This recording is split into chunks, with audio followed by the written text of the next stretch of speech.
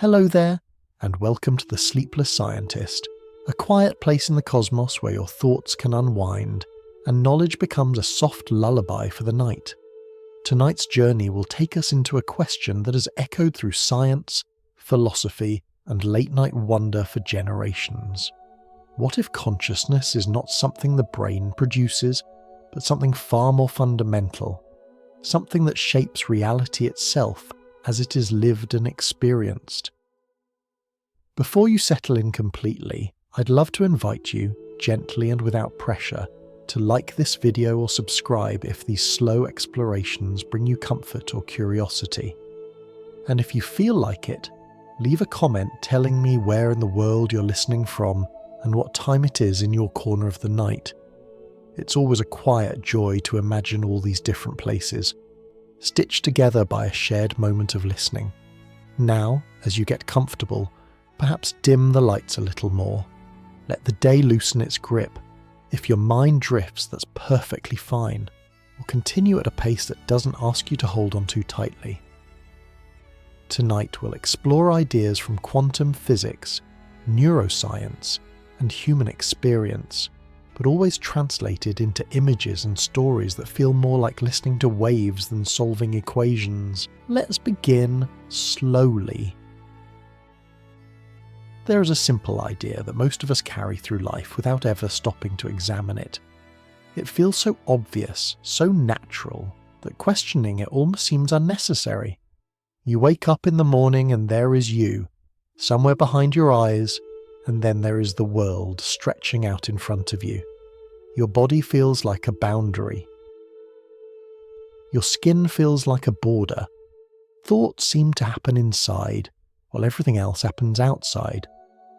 This assumption is so familiar that it rarely draws attention to itself. It quietly shapes how we move, how we worry, how we plan, and how we suffer. I am here, it says, and the world is over there. From this single line, an entire story unfolds. The world can threaten you, time can run out, other people can feel distant or separate. Even your own emotions can seem like visitors arriving from somewhere you don't fully control. But tonight, we begin by gently setting this assumption on the table, not to reject it and not to defend it, but simply to look at it with curiosity. Where did this feeling of separation come from? And is it as solid as it seems? One way to approach this question is to notice how much of our experience is shaped by language. From the moment we learn to speak, we learn to divide the world into pieces. This is a chair. That is a tree. This sensation is mine. That sound is coming from outside. Language is an extraordinary tool. It allows us to share, to plan, to build, and to survive. But it also does something subtle and profound. It turns a continuous flow of experience into labelled segments. Imagine listening to a piece of music you've never heard before. At first, it arrives as a single unfolding sound. You don't yet know where one note ends and another begins. But once you learn musical theory, you start to hear structure. Chords, measures, keys. The music hasn't changed, but your way of listening has. In much the same way, our early experience of life may be far more fluid than we remember. The sense of being a separate someone looking out at a separate something may not be the starting point, but a later interpretation layered on top. Developmental psychology offers quiet hints of this. Very young infants do not experience the world as a collection of separate objects in the way adults do. Sensations blend. Sounds, colours and feelings arrive together without clear borders. Hunger is not yet my hunger. Warmth is not yet coming from outside. There is simply experience unfolding. Only gradually does the mind learn to draw lines and say, this is me and that is not. Those lines are useful. They help a growing human navigate a complex world. But usefulness is not the same as truth. A map can help you cross a city, but the map is not the city itself. When we confuse the map for the territory, we begin to treat the lines as real walls rather than helpful sketches. As we grow older, this habit of dividing experience becomes stronger. Memory reinforces it. Stories reinforce it. Culture reinforces it. You're told who you are, what you should want, what you should fear, and where you fit. Slowly, the sense of separation hardens. Life becomes something that happens to you, rather than something that happens as you. And yet, even in adulthood, there are moments when this structure softens. You might notice it while watching the ocean, when the sound of the waves seems to dissolve the boundary between listener and sound, or while lost in a piece of music when time briefly forgets to tick, or in moments of deep focus, creativity, or love. When the usual commentary quiets down and experience feels whole again, these moments don't feel strange, they feel natural, familiar, almost like remembering something rather than discovering something new. That sense of ease hints at an important possibility, that separation may not be the fundamental state of reality, but a perspective the mind adopts for practical reasons. This idea becomes especially interesting when we turn, gently, toward modern physics. In everyday life, we imagine the world as a collection of solid things existing independently of us. But at very small scales, the universe behaves in ways that don't fit this picture neatly. Instead of fixed objects, physics begins to describe possibilities, tendencies, and relationships. What appears solid and separate at one level begins to look fluid and interconnected at another. For now, we don't need to dive into technical details. It's enough to notice the echo. Both in human experience and in the foundations of physics, the idea of a clean, absolute separation between observer and observed starts to blur. The question quietly arises, if separation is not as fundamental as it seems, then what role does the observer actually play? Tonight's journey will return to this question again and again, each time from a slightly different angle. For now, we simply rest with the feeling that the world you experience may not be something happening entirely outside of you. It may be something you are participating in, moment by moment, without even realizing it. As you sit with that thought, there's no need to reach for conclusions. Let it float, like a leaf on slow-moving water. The mind doesn't need to solve anything yet. It only needs to notice that the story of me here, world there, might be just that, a story, useful, familiar, and comforting in its own way, but not the only way to see. And as this idea settles, we can allow ourselves to drift toward a deeper curiosity about how observation, participation, and experience intertwine, shaping the reality we call our own. Before we learn to name the world, we learn to feel it. Long before words arrived, experience came first, quietly and without labels. Sensations appeared, changed, and faded, not as separate events, but as a single, continuous movement. Warmth blended into sound, light blended into touch. There was no clear edge where one thing ended and another began. There was simply what was happening. It can be difficult to remember this way of experiencing because language is such a constant companion now. Words arrive almost automatically, slipping between you and the moment. They help you understand, but they also gently reshape what is being understood. To see this more clearly, imagine standing outside on a calm evening. The sky darkens. A breeze passes over your skin. Somewhere in the distance, a dog barks and then falls silent.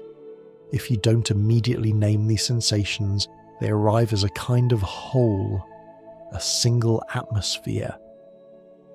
Only later does the mind begin to separate them into sky, wind, sound, distance, and time. Early in life, this unbroken quality of experience is not an exception. It is the norm. Infants do not experience themselves as observers looking out at a world of objects. They experience a living field of sensation, movement, and feeling. Hunger is not yet a problem to be solved. It is simply a powerful sensation. Comfort is not yet given by someone else. It is simply a return to ease. The idea of a separate self has not yet fully taken shape. As the brain develops, something remarkable happens. Patterns begin to form. Certain sensations repeat together. Certain movements lead to certain outcomes. Slowly, the mind learns to group experience into useful clusters. This cluster is called hand. That cluster is called voice. Over time, these clusters gain names, and the names begin to feel like solid things. The world becomes easier to navigate, but also more fragmented. This process is not a mistake. It is a brilliant adaptation. Without it, complex learning and communication would be impossible, but it comes with a subtle side effect. The more experience is divided into labelled parts, the more it can feel like those parts exist independently, separate from the act of experiencing itself. The labels become so familiar that we forget they are labels at all. You can notice this in everyday moments. When you're deeply absorbed in something you enjoy, a book, a film, a creative task, the sense of time often softens. You're less aware of yourself as a separate observer.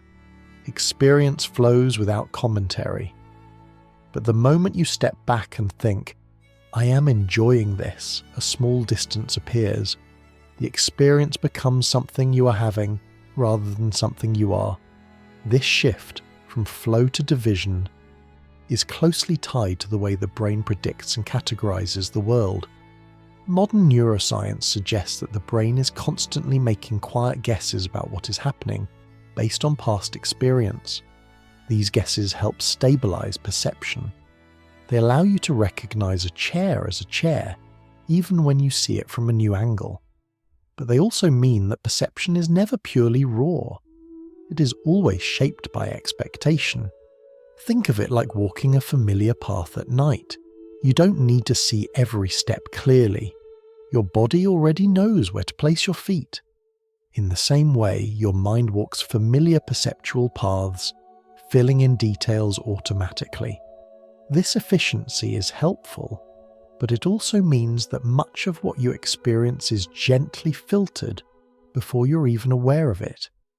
In this light, the idea of flow is not mystical. It is simply what experience feels like when prediction and labeling loosen their grip. When the mind stops rushing to categorize, perception opens. Colors seem richer, sounds feel closer, moments stretch. Not because time has changed, but because attention is no longer chopping experience into measured pieces. This quality of flow appears in many places. Athletes describe it when movement seems effortless. Musicians describe it when sound feels like it is playing itself. Even scientists describe it during moments of insight, when a solution seems to appear fully formed, without a clear step-by-step process. In all these cases, the sense of a separate doer temporarily fades and experience becomes unified. What's important here is not to idealize this state or try to hold on to it. Flow cannot be forced. It arrives when conditions are right and leaves just as quietly. But its very existence tells us something important. It suggests that the divided, named, categorized version of reality we usually inhabit is not the only way experience can unfold. This realization gently prepares us for a deeper question. If the mind plays such a strong role in shaping how the world appears, where does observation truly begin? Is perception something that simply reports what is already there? Or is it part of the process that brings a particular version of reality into focus? Physics, surprisingly, asks a similar question. At very small scales, particles do not behave like tiny solid objects waiting patiently to be observed. Instead, they are described as ranges of possibility, tendencies rather than things. Only when an interaction occurs, when something is measured or registered, does a specific outcome appear.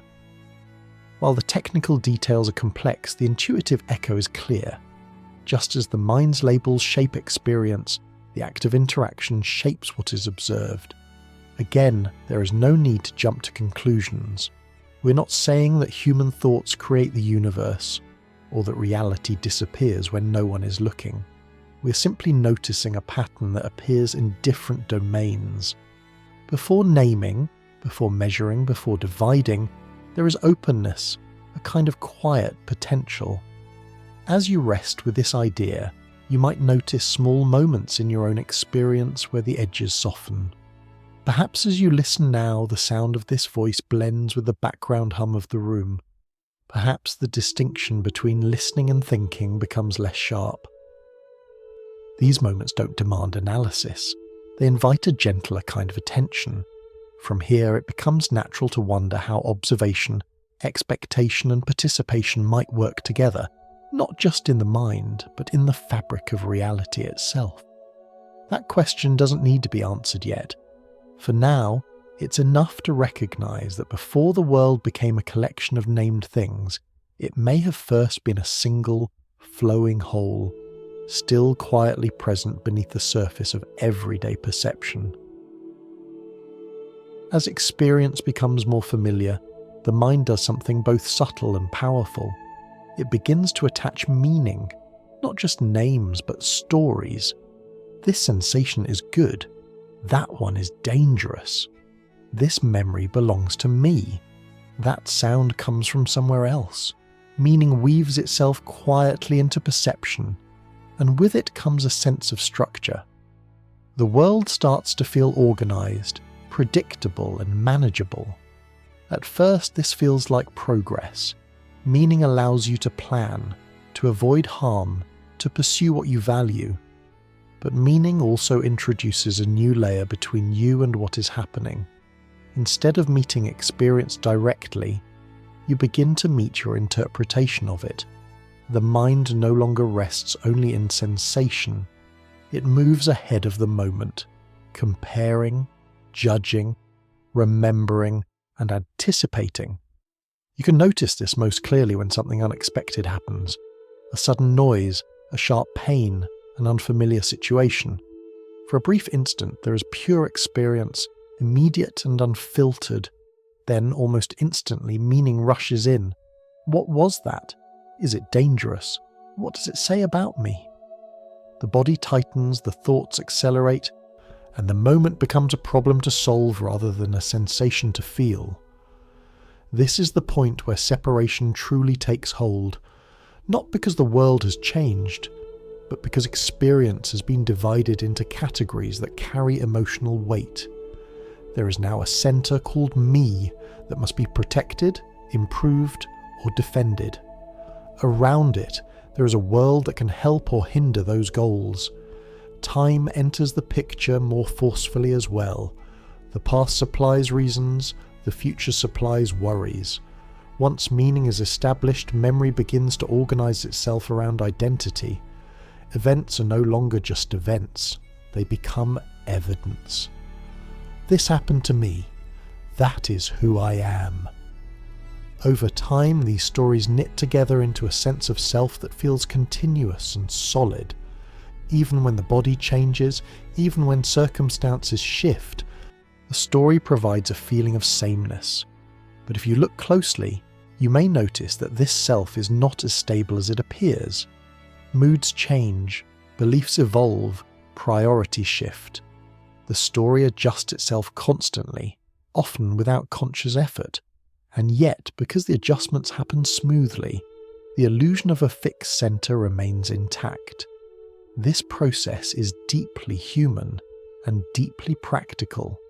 Without it, social life would be impossible, but it also comes with a cost. When identity becomes tightly bound to meaning, experience narrows. New information is filtered through old conclusions. Perception becomes selective. You see what fits the story and overlook what does not. In everyday life, this shows up in small ways. Two people can witness the same event and come away with entirely different impressions. One sees opportunity. Another sees threat. One feels inspired. Another feels excluded. The external situation may be identical, but the internal meaning shapes the lived reality. Here, the mind behaves much like a lens. A clear lens allows light to pass through without distortion. A coloured lens tints everything it touches, meaning, when held lightly, can be useful. When held rigidly, it becomes a filter that quietly determines what you notice and what you miss. This idea begins to echo something unexpected in the world of physics. At very small scales, what we call a measurement is not simply a passive observation, it is an interaction. A system is touched, influenced, and brought into a specific state. Before that interaction, it exists as a range of possibilities rather than a single, definite outcome. Rather than imagining this in technical terms, it can be helpful to think in everyday images. Imagine a room filled with quiet conversations all happening at once. Until you focus your attention, no single voice stands out. The moment you turn your head and listen closely, one conversation becomes clear, while the others fade into the background. The room has not changed, your participation has. In human experience, meaning plays a similar role. Attention combined with interpretation selects certain aspects of reality and brings them into focus. Over time, the same selections are made again and again, until they feel automatic. The world appears stable, but what is really stable is the pattern of selection. This does not mean that reality is imaginary, or that nothing exists without interpretation. It simply means that what you experience is always shaped by how you meet it. Experience is not delivered raw, it is co-created moment by moment through interaction. When this process is not seen clearly, separation deepens. The self feels isolated, moving through a world that seems indifferent or hostile. Effort increases, control becomes important. The present moment is rarely enough on its own, because it is constantly being measured against what it should be, and yet, just as separation was learned, it can soften. This doesn't require eliminating meaning or memory, it requires seeing them as tools rather than truths. When meaning loosens, even slightly, experience begins to open again. Sensations become more vivid, reactions slow, the space between stimulus and response widens. In that space, something interesting happens. The boundary between observer and observed becomes less rigid. Instead of me experiencing the world, there is simply experience unfolding. The body breathes, sounds come and go, thoughts appear and dissolve. None of this needs to be owned to be real. This is not a permanent state, and it does not need to be. Even brief glimpses are enough to suggest that separation is not the final word. It is a habit of interpretation layered on top of something more fundamental. As we continue this journey, we'll explore how this habit of meaning and measurement might connect to deeper questions about observation itself. For now, it's enough to notice that the moment meaning enters experience, a sense of distance appears. And when meaning rests, even for a moment, the world feels closer, more intimate, and strangely familiar, as if you have returned to a place you never truly left. Up to now, we've been moving gently through human experience, noticing how perception, meaning, and identity shape the way the world appears. At this point, it becomes natural to turn our attention outward, toward the physical universe itself, and ask whether it behaves as solidly and independently as it seems. When physicists began asking this question in the early 20th century, they found answers that were, and still are, deeply surprising. At everyday scales, the world feels stable. A table stays a table whether you look at it or not. A cup left on the counter will still be there when you return. This reliability is what allows life to function. But when scientists began examining nature at extremely small scales, far smaller than anything we can see directly, this sense of solidity began to dissolve. Instead of finding tiny, hard particles moving like miniature billiard balls, researchers encountered something far stranger. What they found behaved less like objects and more like tendencies, less like things and more like possibilities. In this realm, describing reality meant talking about what could happen, rather than what was already fixed. One of the most famous ways to illustrate this is an experiment often described using two narrow openings and a screen beyond them. Rather than focusing on the setup itself, it may help to imagine a more familiar scene. Picture a calm lake at night. You toss a small stone into the water and ripples spread outward in all directions. The ripples overlap, reinforce one another, and cancel each other out in complex patterns. This is what waves do. They spread, they interfere, they blend. Now imagine that instead of waves on water, we're talking about something much smaller, something like the basic ingredients of matter. When left undisturbed, these ingredients behave in a wave-like way, not as solid dots travelling a single path, but as spreading patterns of possibility. They do not commit to one location or one outcome. They exist in a kind of open-ended state where many futures are quietly available. What's remarkable is what happens when an interaction takes place. When the system is touched, probed, or registered in some way, that spread of possibility gives way to a single, specific result. Instead of many potential paths, one outcome appears. The open pattern settles into a definite experience. It's important to pause here and be very gentle with the language. In physics, the word measurement does not mean a human staring intently at something. It means an interaction, a contact, a moment where information is exchanged. A detector clicks, a mark appears, something leaves a trace. The universe, in a sense, takes note of itself. Before that interaction, the system is described as existing in a range of possibilities. Afterward, it is described as having taken on one particular form. This shift from openness to specificity is not something added to the universe from outside. It is part of how the universe behaves. If this sounds abstract, it can help to return to everyday experience. Imagine you're deciding what to listen to while falling asleep. Until you choose, there are many options. Silence, music, a familiar voice. Each option is possible. The moment you press play, one of those possibilities becomes real for you.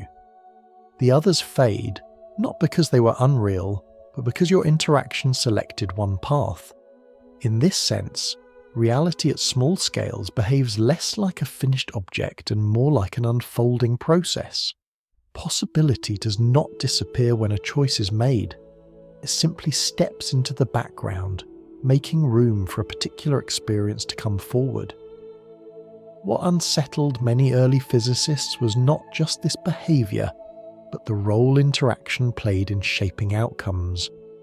The idea that the act of measurement is not separate from what is being measured challenges the old picture of an observer standing safely outside the world, recording facts from a distance. Instead, observer and observed appear to be part of a single, connected event. This does not mean that the universe waits for human attention in order to exist. Stars do not blink out when no one is watching. Mountains do not dissolve when unobserved. But it does suggest that at a fundamental level, reality is relational. What happens depends on how things interact, not on isolated, independent objects acting alone. This relational view begins to sound familiar. Earlier, we noticed that human perception works in a similar way. Experience is shaped by attention, expectation, and interpretation. What stands out depends on how we engage. The world we live in is not just what is there, but what is brought into focus through participation. Again, there is no need to leap to dramatic conclusions. Physics is not telling us that thoughts create matter, or that belief alone reshapes the cosmos. What it is showing us, quietly and carefully, is that the universe is not a static stage where events simply play out. It is a dynamic process where interaction matters. For a listener resting at night, this idea carries a gentle invitation rather than a challenge. If the universe itself is responsive, fluid, and open at its foundations, then perhaps our own experience is not as rigid as it sometimes feels. Perhaps the sense of being trapped in fixed patterns, fixed roles, and fixed outcomes is not the deepest truth. Notice how this idea lands in the body. There is no urgency here, no instruction, just a soft widening. The world may be less like a collection of locked doors and more like a series of rooms that change as you enter them. As we sit with this perspective, the question naturally shifts. If interaction brings possibility into experience, what shapes the way interactions unfold? What guides attention, expectation, and participation, both in the mind and perhaps in the deeper fabric of reality? That question will stay with us, gently unfolding as we continue exploring how observation, meaning, and consciousness might be woven together in ways that feel both mysterious and strangely intimate. When we hear the word measurement, it often sounds precise and mechanical, like numbers written neatly in a notebook or a needle settling on a dial. But earlier we softened that idea, noticing that in physics, measurement really means interaction. Something meets something else, and in that meeting, one particular outcome becomes real. Now we bring that same gentleness back to human experience and notice a subtle companion to interaction, one that travels with us constantly, often unnoticed. That companion is expectation. Expectation is not loud, it doesn't announce itself, it feels like common sense. It whispers, "This is how things usually go," or "I know what this means," or "I've seen this before." And because it feels familiar, we rarely question it.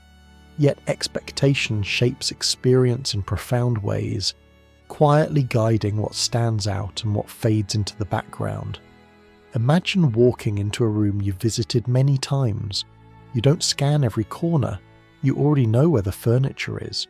Your body relaxes because nothing surprises it. Now imagine entering a room you've never seen before. Your attention sharpens, you notice details, colours seem brighter, sounds feel closer. The room itself hasn't changed in any dramatic way, but your expectation has, and with it, your experience. Expectation works like a tuning knob on a radio. The air around you is filled with many signals at once, but you only hear the one you are tuned to. When expectation is set in a certain way, it quietly selects what becomes audible in your life. This selection doesn't require effort. It happens automatically, shaped by memory, habit, and belief. In this sense, expectation behaves very much like a measurement. It does not create reality from nothing, but it selects one version of what is possible and brings it into focus. Other possibilities remain present, like faint signals in the background, but they are not the ones you experience directly. This can be seen in simple, everyday moments. Two people can listen to the same sentence and hear entirely different meanings. One hears criticism, the other hears concern. The sound waves reaching their ears are the same, but expectation filters them differently. The experience that follows feels real, personal, and convincing to each listener. Over time, expectations repeat themselves. Patterns form. The mind begins to assume that what has happened before will happen again. This assumption saves energy. It allows you to move through life efficiently. But it also means that new possibilities are often overlooked, not because they are impossible, but because they are unfamiliar. Here, it's important to be very clear and very gentle. This is not about blaming yourself, your experiences, and it is not about forcing positive thinking. Expectation is not a moral issue. It is a natural function of the mind, shaped by experience and designed to keep you safe. When it becomes rigid, it does not do so out of malice, but out of habit. In physics, a measuring device does not have intentions. It does what it's designed to do. In a similar way, expectation measures reality according to the patterns it has learned. It selects what fits and quietly ignores what does not. This selection can feel so seamless that it disappears from awareness entirely. What changes everything is not the removal of expectation, but the noticing of it. The moment you see expectation at work, it loosens, not because you fight it, but because awareness introduces space. In that space, experience becomes a little less predictable, a little more open. This is why moments of curiosity feel different from moments of certainty. Curiosity carries a soft expectation. I don't know yet. That gentle not knowing allows more information to enter. Certainty, on the other hand, closes the door quickly. It says, I've already measured this. Neither is wrong, but only one leaves the room for surprise. Earlier we touched on the idea that at very small scales, reality is described as a range of possibilities until an interaction brings one outcome forward. Expectation plays a similar role in lived experience. It doesn't force the world into a shape, but it does choose which shape becomes meaningful. This perspective quietly reframes a common misunderstanding. It's often said that people attract what they expect. That language can sound heavy, as if every experience is something you personally summoned. A gentler way to see it is this. You don't pull experiences toward you like magnets. You notice the ones that match your tuning. Think of walking through a forest. If you're looking for birds, you will see birds everywhere. If you're looking for mushrooms, your eyes will scan the ground instead. The forest hasn't changed. Your attention has. Expectation guided what became visible. When expectation remains unconscious, it feels like reality itself is fixed and unyielding. When expectation becomes visible, reality feels more flexible, not because it obeys your wishes, but because you begin to see more than one way it can appear. As you listen now, you might notice expectations gently forming about where this is going, about what it means, about how it relates to your own life. There is nothing you need to do with those expectations. Simply noticing them is enough. Notice how they shape your listening, your mood, even your breathing. In this noticing, something subtle happens. The sense of being a passive observer starts to soften. You're no longer just receiving experience. You're participating in how it unfolds, not through effort, but through presence. This idea does not demand belief. It does not ask you to adopt a new worldview.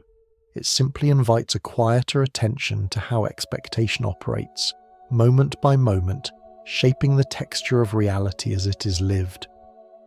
As this awareness settles, we can allow ourselves to rest in a simple question without rushing toward an answer.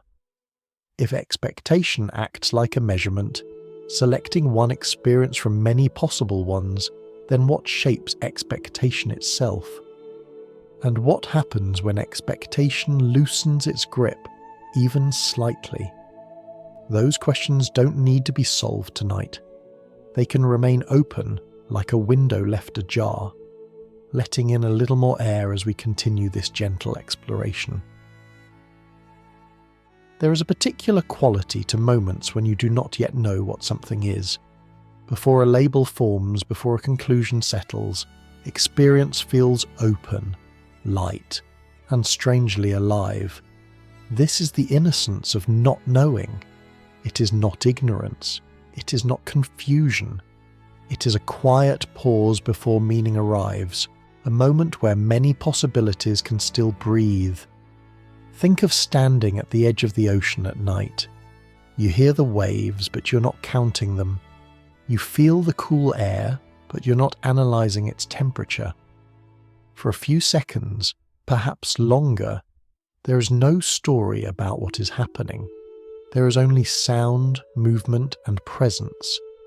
In those moments, the mind is not absent. It is simply not rushing ahead. This state appears naturally in human life. Children live in it often. Artists touch it when inspiration arrives unexpectedly. Scientists describe it in moments when insight seems to appear fully formed, as if the answer had been waiting quietly in the background. Even in everyday situations, you may notice it just before falling asleep, when thoughts soften and the edges of identity begin to blur. In these moments, expectation loosens its grip. The mind is not measuring reality according to familiar patterns. It is listening, and because it is listening, experience feels richer and less constrained. Nothing has been fixed yet. Nothing has been decided.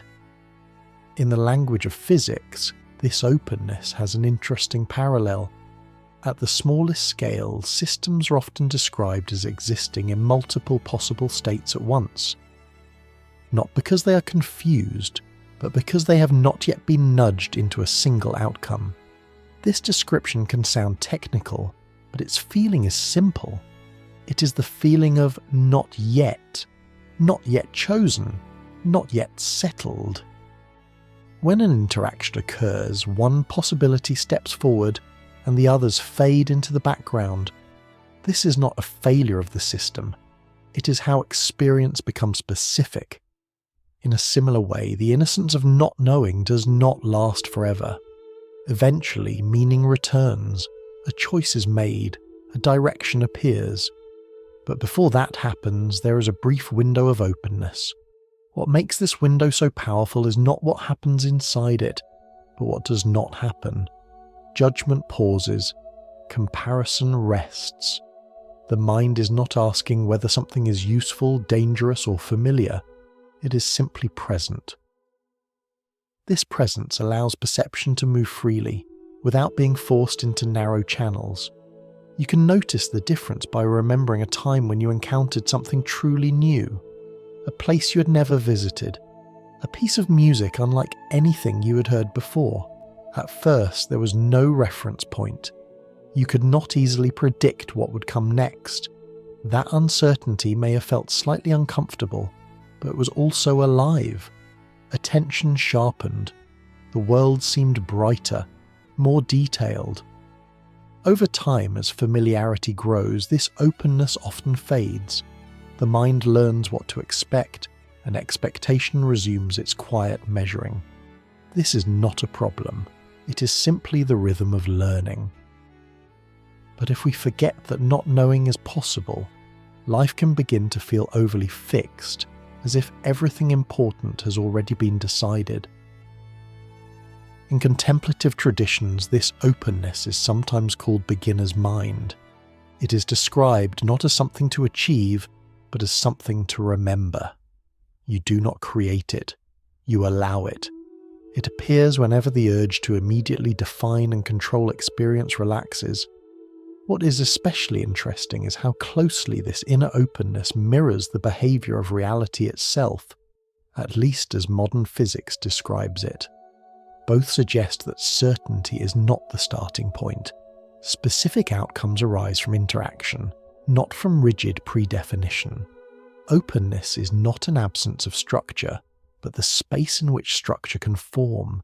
This perspective gently challenges the idea that knowing more always means narrowing down possibilities. Sometimes knowing more means becoming more comfortable with not knowing, with letting questions remain unanswered a little longer, with allowing experience to unfold without rushing to capture it in words. As you listen now, you might notice moments when the mind tries to anticipate what comes next. That is natural. You don't need to stop it. Just notice how anticipation feels in the body, and then notice what happens if, for a moment, you let the next sentence arrive without guessing its direction. This simple shift can be surprisingly soothing. The nervous system relaxes when it's not constantly trying to predict and control. Breathing deepens. Attention widens. the sense of being a separate observer working hard to keep up with the world softens. In this softened state, the boundary between inner and outer experience becomes less rigid. Sounds are no longer out there. Thoughts are no longer strictly in here. Everything appears within a single field of awareness, moving and changing on its own. This does not mean that individuality disappears. It means that individuality rests within a larger context. Just as a wave does not lose its shape when you notice the ocean, the self does not vanish when you notice the field in which experience unfolds. The innocence of not knowing is not something you need to protect or hold on to. It comes and goes naturally. But remembering that it exists can change how you relate to certainty. You may begin to see certainty not as a final destination, but as one phase in an ongoing process. As this idea settles, it prepares the ground for a deeper question. If openness and possibility are so fundamental, both in the mind and in the structure of reality, what is it that allows them to appear at all? What is the space in which knowing and not knowing both arise? We don't need to answer that question yet. For now, it's enough to rest in the feeling of openness itself, like standing in a quiet clearing where many paths meet without needing to choose one right away. There comes a point in this quiet exploration where a question begins to rise on its own without being forced. If experience is shaped by interaction, expectation, and attention, and if openness exists before outcomes take form, then what is the space in which all of this is happening? What is it that allows sensations, thoughts, meanings, and even the feeling of being someone to appear at all? Most of us were taught, directly or indirectly, that consciousness is something the brain produces. Neurons fire, signals travel, chemicals shift, and somehow, from this intricate activity, awareness emerges. This explanation is practical and powerful. It has helped medicine, psychology, and neuroscience make extraordinary progress. But there is a quiet detail hidden inside it that is easy to overlook. Every explanation of the brain is something that appears within consciousness. Every measurement, every scan, every theory is known only because it is experienced. This observation does not dismiss neuroscience. It simply places it in a larger context. The brain can be studied, mapped, and described, but the knowing of the brain is already happening within awareness. Consciousness is not something we step outside of in order to observe. It is the space in which all observations occur. This realization has led some thinkers to ask a radical but gentle question. What if consciousness is not a late arrival in the universe, produced only when brains become complex enough? What if it is more like a basic feature of reality itself, present wherever experience can arise, in different forms and degrees? To explore this idea, it helps to step away from biological imagery for a moment and use a simpler comparison. Think of space itself. Space does not create objects in the usual sense, but it allows objects to appear. A chair can exist because there is room for it. A planet can orbit because there is space in which it can move. Space is not the same as the things within it, yet nothing physical appears without it. Some scientists and philosophers suggest that consciousness might play a similar role, not as a thing among things, but as the field in which things are experienced. This does not mean that consciousness has thoughts or intentions on its own. It means that awareness provides the openness in which experiences take shape. When this idea is introduced, it can sound abstract, but its feeling is surprisingly familiar. You already know what it is like to be aware of a thought without becoming that thought. You know what it is like to notice an emotion without being completely consumed by it. In those moments, awareness feels wider than whatever appears within it. Physics offers an unexpected parallel here. Modern theories describe reality not as a collection of isolated objects, but as a set of fields. A field is not something you can point to in one location. It is a presence that exists everywhere, allowing specific patterns to form. Waves arise in the field, interact and fade, while the field itself remains. Again, we do not need equations or technical language to feel this idea.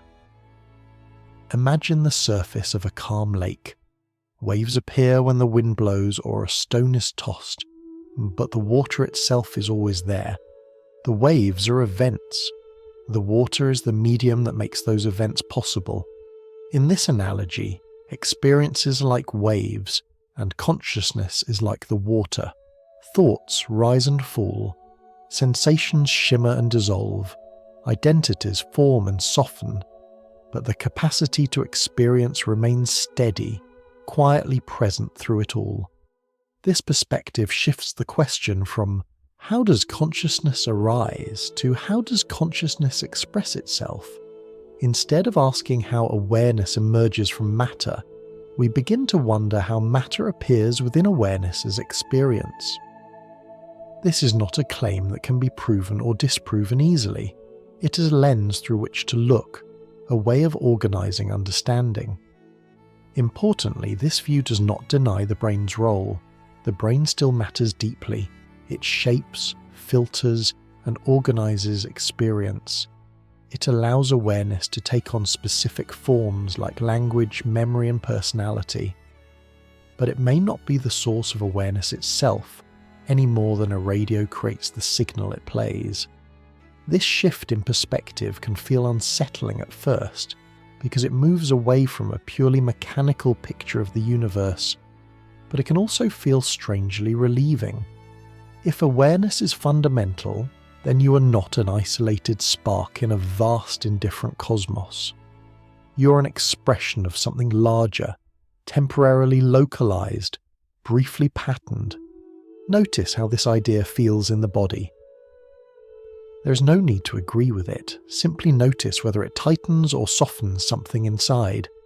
For many people, it introduces a sense of spaciousness. The pressure to define oneself so rigidly begins to ease. The fear of disappearance loses some of its edge. From this vantage point, many earlier observations fall into place. The fluidity of perception, the openness before meaning, the role of expectation. All of these can be seen as movements within a larger field of awareness, rather than isolated events happening to a separate self. This does not turn life into something distant or unreal. On the contrary, it can make experience feel more intimate. If awareness is fundamental, then every sound, every sensation, every quiet moment of noticing is a direct expression of reality knowing itself. As we sit with this possibility, there is no rush to decide whether it is true. Tonight is not about conclusions. It is about allowing ideas to settle gently, like snow falling on still water, changing the surface without disturbing the depth. The question that naturally follows is not, is this correct? But how would life feel if this was so? How would perception change? How would identity soften? How would interaction with the world shift? Those questions will guide us forward, quietly and patiently, as we continue this exploration together. As we rest with the idea that consciousness may be more like a field than a product, a quiet image begins to form on its own.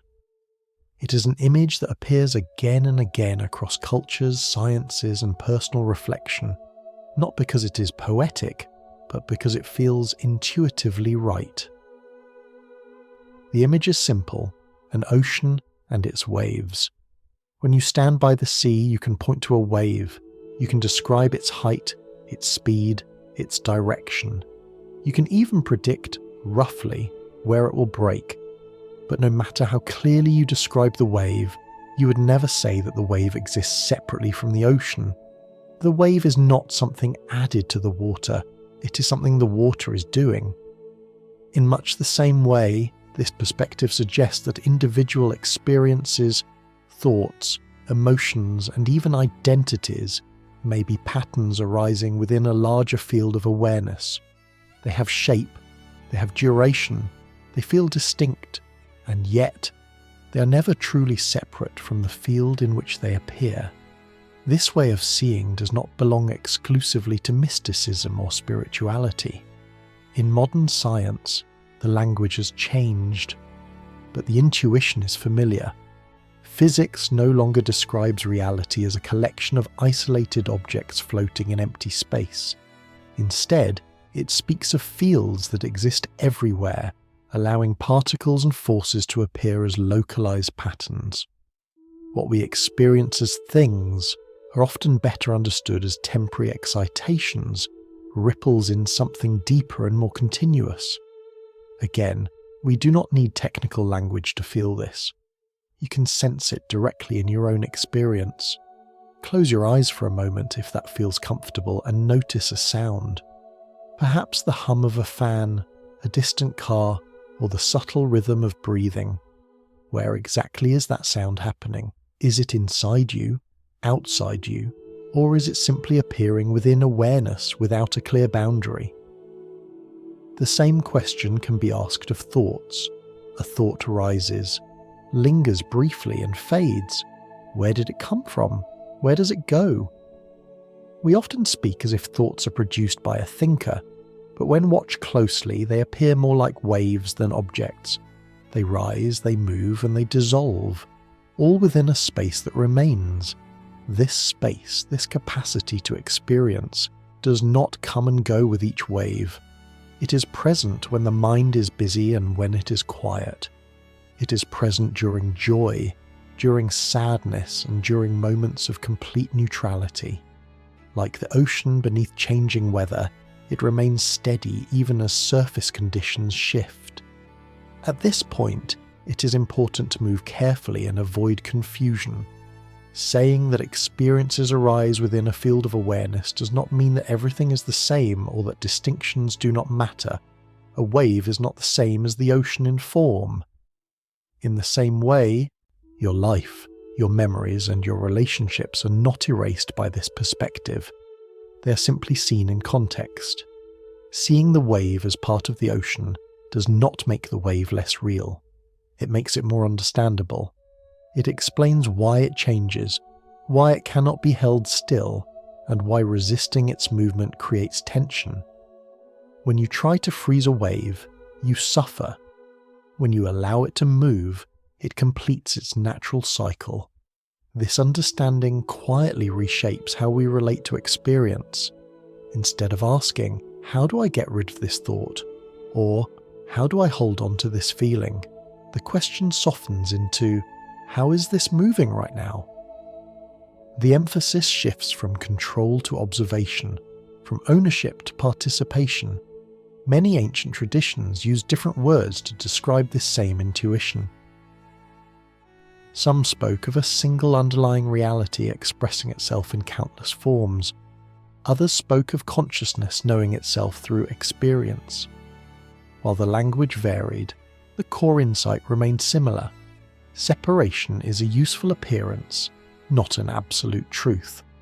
What modern science adds is not confirmation or denial, but a parallel way of speaking. When physicists describe a unified field, they are not talking about a mystical substance.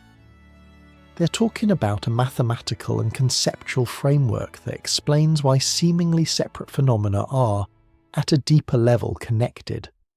The equations are complex, but the intuition is simple. Many appearances, one underlying continuity. When we place human experience alongside this picture, something interesting happens. The feeling of being a separate self, cut off from the world, begins to soften. Instead of being a lonely wave struggling against an indifferent ocean, you can sense yourself as a movement of the whole. Temporary, yes. Unique, yes, but not isolated. This shift does not require belief. It does not require adopting a new identity. It simply invites a different way of noticing. When emotions arise, you can notice them as movements rather than possessions. When thoughts appear, you can watch them like passing patterns rather than commands that must be obeyed. Even the sense of I can be observed in this way. It appears, does its work, and fades. It returns when needed and rests when not. Seen like this, identity becomes a function, not a prison. A role the ocean plays for a time. As you listen now, you may notice that this perspective brings a subtle relaxation. The effort to hold everything together eases. The need to constantly define and defend softens. Experience is allowed to be dynamic, alive, and unfinished. From here, the question naturally evolves. If individual minds are like waves arising in a shared ocean of awareness, how do they relate to one another? How do patterns interact, synchronize, or clash? And what role does the brain play in shaping how these waves appear and move? Those questions do not interrupt the calm. They deepen it. They invite us to look more closely at the mechanisms that translate this vast, continuous field into the specific, personal experience of being human. For now, it is enough to rest with the image itself. One ocean, many waves, none of them separate, none of them permanent, all of them real, precisely because they are expressions of something deeper than form. As the image of ocean and waves settles, another realization begins to surface, gently and without urgency. This way of seeing reality as a unified field expressing itself through countless forms is not owned by any single tradition. It appears, again and again, in different languages, different cultures, and different eras, each time wearing a slightly different face. In ancient philosophies, it was often described as a single underlying reality appearing as many. In contemplative traditions, it was spoken of as awareness knowing itself through experience.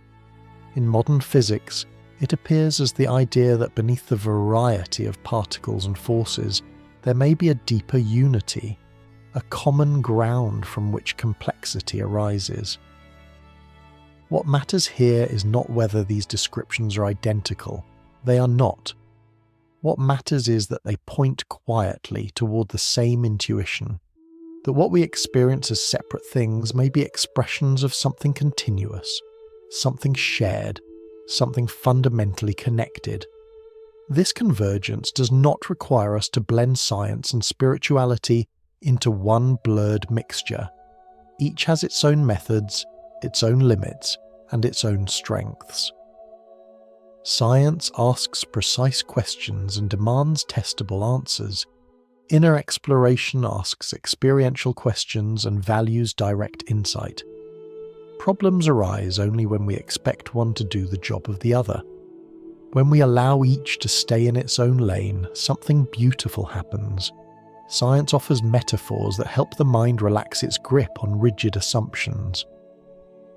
Inner experience offers a way to feel what those metaphors are pointing toward without turning them into beliefs.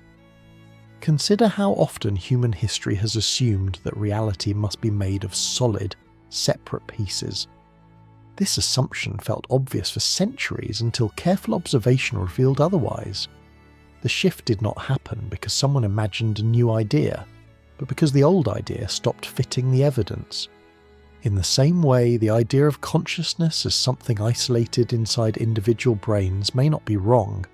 It may simply be incomplete. It works well for many practical purposes, but it struggles to explain certain features of experience. The unity felt in moments of deep presence, the way meaning arises, the sense that awareness itself does not age, even as the body does. This is where the idea of a unified field of awareness acts as a bridge. It does not overthrow existing knowledge, it adds context. It suggests that what we call individual consciousness may be a localized expression of something more fundamental, shaped by biology, culture, and personal history. Notice how carefully this idea moves. It does not say that all minds are identical, Just as waves differ in size and shape, experiences differ in tone and content. A storm wave and a gentle ripple are not the same, even though both are water. Diversity remains. Uniqueness remains. What changes is the sense of isolation. This perspective can be felt most clearly in moments of shared experience. Think of listening to music with others, where a single rhythm seems to move many bodies at once, or sitting in silence with someone you trust, where words are unnecessary. In those moments, connection feels immediate, not constructed. Something is shared without being transferred. Again, we do not need to explain this away or turn it into a doctrine. We can simply notice that human experience includes both individuality and unity, and that the boundary between them is more flexible than we often assume. From here, the role of the brain begins to come into focus in a new way. If consciousness is the field, then the brain may be the instrument. Not the origin of awareness, but the structure that shapes how awareness appears as a particular life. Like a lens that focuses light, or a musical instrument that shapes sound, the brain gives form to something more basic. This idea may feel unfamiliar at first, but it aligns with everyday observation. When the brain is tired, experience feels dull. When the brain is alert, experience feels vivid. When the brain is injured, experience changes. None of this requires consciousness to be created by the brain. It only requires consciousness to be expressed through it. This distinction matters because it allows us to respect biology without reducing experience to machinery. It allows us to honour the brain's importance without demanding that it carry the entire mystery alone. As we move closer to sleep, this framing offers a gentle reassurance. Awareness does not need to be held together by effort. It does not flicker on and off with every thought. It is already present, quietly hosting whatever appears. The brain's role is to translate, organize, and filter that presence into a world that feels familiar and navigable. This sets the stage for our next exploration. If the brain is a translator rather than a generator, how does it tune experience? What happens when the signal is clear, and what happens when it is distorted? These questions do not pull us out of rest. They invite a softer curiosity, one that listens rather than interrogates. For now, it is enough to feel the bridge itself, the sense that science and inner knowing are not enemies, but different ways of approaching the same mystery. As the mind relaxes into this understanding, effort gives way to ease. There is nothing to defend, nothing to prove, only the quiet recognition that beneath the complexity of ideas and experiences, there may be a simple continuity, patiently expressing itself as you, here, now.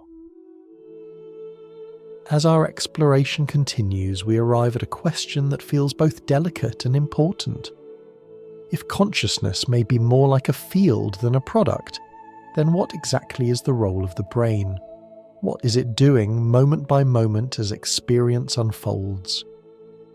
A helpful way to approach this question is through a simple metaphor, one that does not try to explain everything, but gently illuminates a key distinction. Imagine a radio. A radio does not create music. It receives signals that already exist in the environment and translates them into sound. When the radio is well tuned, the music is clear. When it is damaged or misaligned, the sound becomes distorted or fades altogether. Now imagine that the radio breaks. The music does not vanish from the world. The signal still exists, but the radio can no longer translate it properly. From the listener's perspective, the music seems gone, yet its source remains unchanged. This metaphor is not meant to replace neuroscience. It is meant to soften our understanding of it.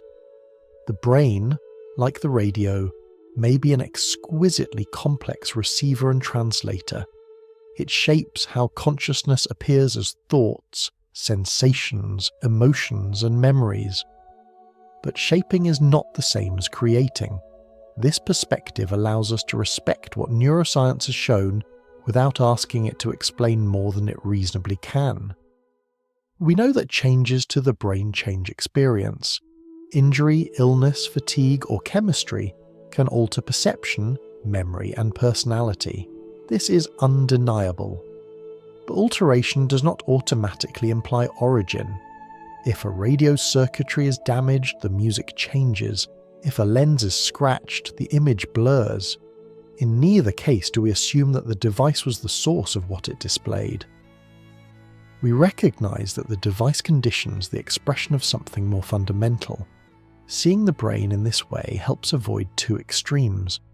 On one side, there is the idea that the brain is everything, that consciousness is nothing more than electrical activity. On the other side, there is the temptation to dismiss biology altogether, as if awareness floats freely, unaffected by physical structure.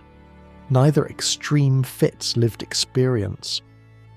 A more balanced view recognizes the brain as a mediator. It is the interface through which awareness becomes human. It allows consciousness to take on language, emotion, memory, and identity. It localizes experience into a personal perspective, anchored in a body moving through time. From this angle, brain damage does not threaten the existence of consciousness itself. It changes how consciousness is expressed. Memory may fragment, language may falter, emotional regulation may shift. These changes can be profound and painful, but they do not require awareness to disappear.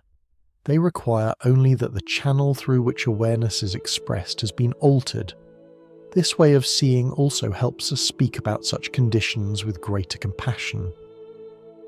Instead of saying someone has lost themselves, we can understand that the signal is being distorted. The person is still present, even if their expression is changed. Something essential remains intact, even when access to it is limited. The radio metaphor also introduces an important idea we will return to often: tuning. A radio can receive many signals, but it only plays one at a time. The quality of what you hear depends on how well it is tuned. Small adjustments can make the difference between static and clarity. In human experience, tuning happens constantly. Sleep, nutrition, emotional state, environment, and attention all influence how clearly experience is received and organized. When the brain is overwhelmed or stressed, the signal becomes noisy. When it is rested and balanced, experience feels smoother and more coherent. This does not mean that clarity equals happiness, or that distortion equals failure. A radio can play sad music as clearly as joyful music. Coherence is not about content. It is about signal quality. It is about how cleanly experience is translated, not what that experience contains. As you listen now, notice how your own tuning feels. Is attention scattered or steady? Is the body tense or relaxed? There is no need to adjust anything. Just noticing is enough. Awareness does not require perfect tuning to exist. It adapts to whatever channel is available. This perspective also explains why practices like rest, meditation, and creative focus can feel transformative. They do not create new consciousness, they reduce interference. They allow the signal to come through with less distortion. The underlying awareness was always there, waiting patiently. Importantly, this view does not ask us to believe that consciousness exists independently of the brain in some abstract way. It asks only that we remain open to the possibility that the brain's role is expressive rather than generative. That awareness may not begin or end with neural activity, even though neural activity shapes its appearance. As we settle into this idea, something softens. The fear that identity is nothing more than fragile machinery eases slightly. At the same time, respect for the body deepens. The brain is not dismissed. It is honoured as a remarkable instrument, capable of translating the vastness of awareness into a life that feels intimate and personal. From here, our path continues naturally. If the brain is a receiver, what happens when it becomes especially well-tuned? What does clarity feel like? And how do different states of coherence shape the texture of experience? Those questions will guide us gently forward without pulling us out of rest, as we continue listening to the quiet conversation between brain, awareness, and the lived reality unfolding between them. If the brain is a receiver and translator, then clarity of experience depends not on what is being received, but on how cleanly it is being translated. This brings us to a gentle but important idea: coherence. Coherence does not mean positivity. It does not mean happiness, calmness, or the absence of difficulty. It means alignment. It means that different parts of the system are working together rather than pulling in opposing directions. To understand this, imagine an orchestra tuning before a performance. Each instrument plays briefly, adjusting its pitch. At first, the sound is chaotic. Notes clash. Nothing feels settled. But as tuning continues, the noise slowly transforms into harmony. The same instruments are present. The same notes are possible. What changes is the relationship between them. In the brain, something similar happens. At different moments, groups of neurons tend to move together in rhythmic patterns. Scientists often describe these patterns using words like alpha, theta, or gamma. Instead of thinking of these as technical labels, it is more helpful to imagine them as tempos. Some are slower and spacious, like a gentle waltz. Others are faster and more energetic, like a quick dance. When these rhythms cooperate, experience feels clear and fluid. Thoughts arise without crowding one another. Emotions move without overwhelming the body. Attention feels steady rather than scattered. This is coherence. It is not a special state reserved for experts or monks. It appears naturally during moments of creativity, deep focus, genuine connection, and even simple enjoyment. Think of a time when you were fully absorbed in something meaningful. Perhaps you are writing, drawing, solving a problem, or listening deeply to someone you care about. During those moments, effort often fades. Time feels different. You're present without trying to be. This is not because the brain stopped working. It is because it began working together. Meditative practices often cultivate this quality, but they do not own it. Coherence also appears during acts of kindness, during laughter, during moments of honest emotion. It is not about becoming calm at all costs. Anger can be coherent. Sadness can be coherent. What matters is whether the experience is integrated rather than fragmented. This distinction is subtle but important. Many people try to force themselves into positive states, believing that coherence means feeling good all the time. This effort often creates more tension, not less. True coherence does not suppress experience. It allows experience to move through without unnecessary resistance. Here, the idea of emotional hygiene becomes useful. Just as physical hygiene is not about never getting dirty, emotional hygiene is not about never feeling pain. It is about not letting unresolved tension accumulate unnoticed. When emotions are acknowledged and allowed to complete their natural cycle, the system returns to balance more easily. From the perspective we're exploring, coherence is simply what happens when the signal clears. Awareness does not change. What changes is the amount of interference. The mind becomes less noisy, not because thoughts disappear, but because they stop competing for control. This also explains why love feels so different from attachment. Love often brings coherence. Attention, emotion, and intention align naturally. Attachment, on the other hand, often fragments experience. Fear, desire, and control pull in different directions. The content may look similar on the surface, but the inner organisation is very different. Notice how this reframes familiar advice. Instead of think positive, the invitation becomes listen clearly. Instead of control your emotions, it becomes let them move without resistance. Coherence is not achieved through force, it emerges through honesty and presence. As you listen now, you might notice small signs of coherence or fragmentation in your own experience. Is the breath smooth or tight? Are thoughts overlapping or spaced out? There is nothing to fix. Simply noticing allows the system to adjust on its own, just as the body naturally finds balance when given rest. This understanding also prepares us for a deeper exploration of time. When experience is fragmented, time often feels rushed or heavy. The past pulls at attention, the future demands planning, but when experience is coherent, time softens.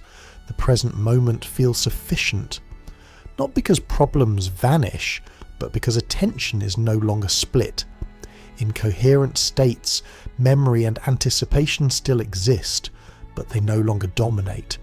They become tools rather than rulers. This shift is subtle, but its effects are profound. Life feels more spacious, decisions feel clearer, even difficult moments feel more navigable. From here, our journey naturally turns toward time itself. If coherence changes how the present feels, what does that say about our experience of past and future? And if awareness is not bound by the same limits as thought, how might time behave within it?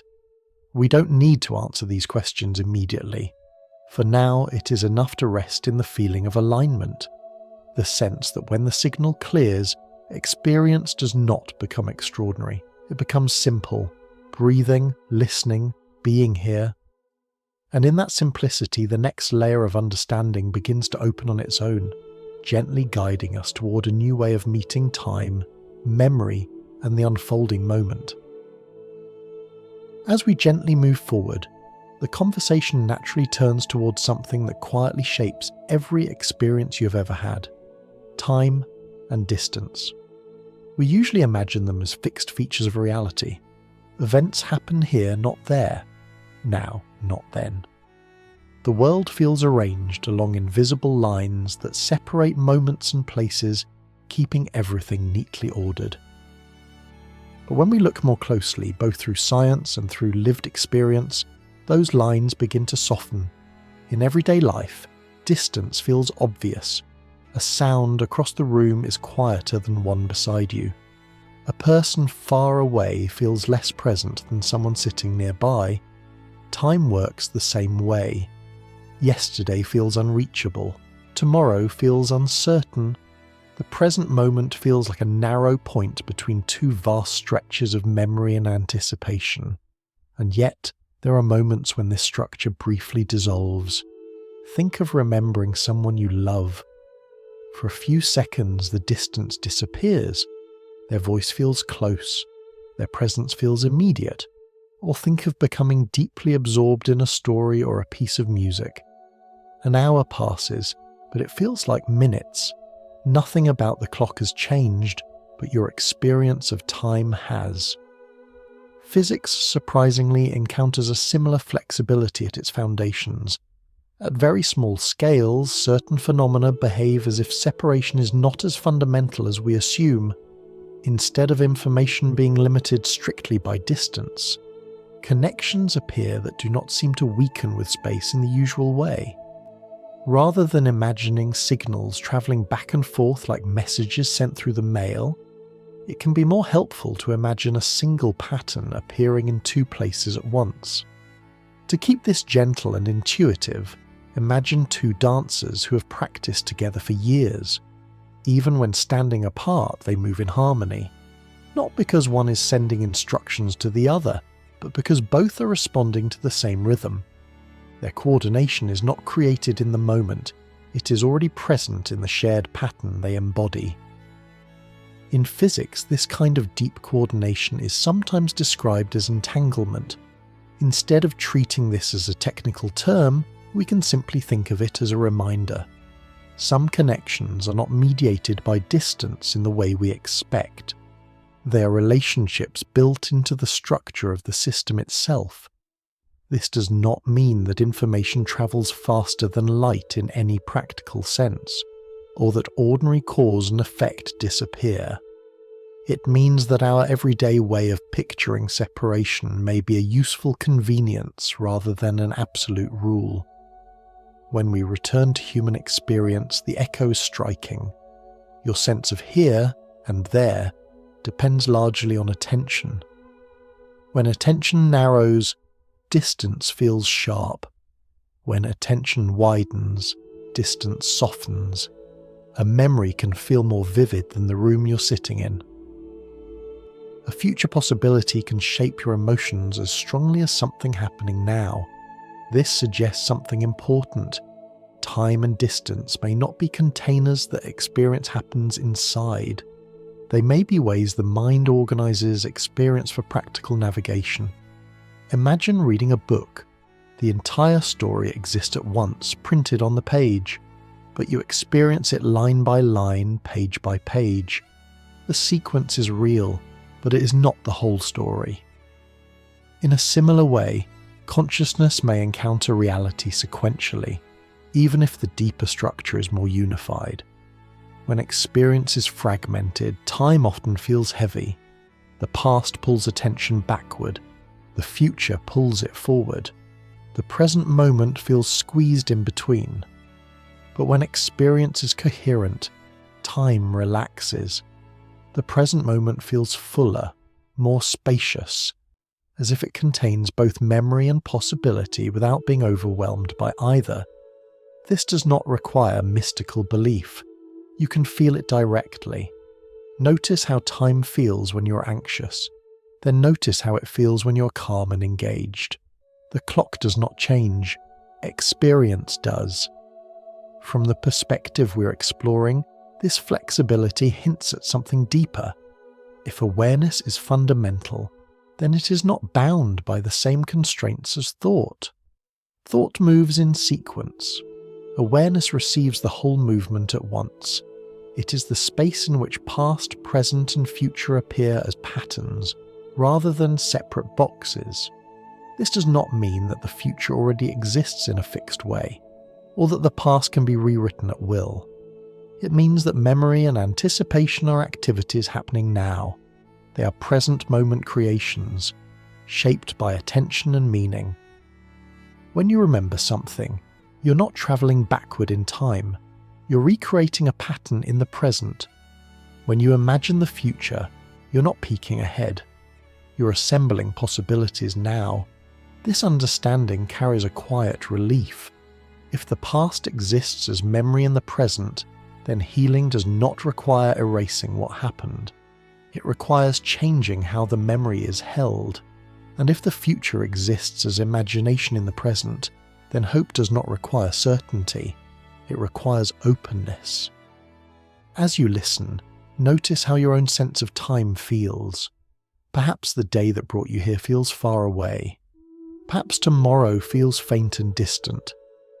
Right now there is only this listening, this awareness, this gentle unfolding.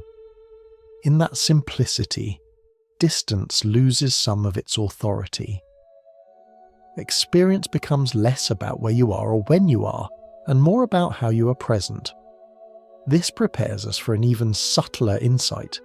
If time and distance are ways experience is organized rather than fixed structures, then memory itself may not be a storage vault of the past, but a living process that changes each time it is touched.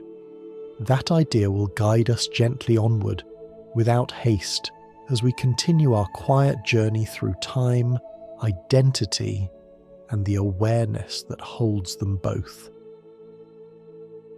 As we continue to soften our understanding of time, another quiet assumption begins to loosen. We often imagine memory as a kind of storage room.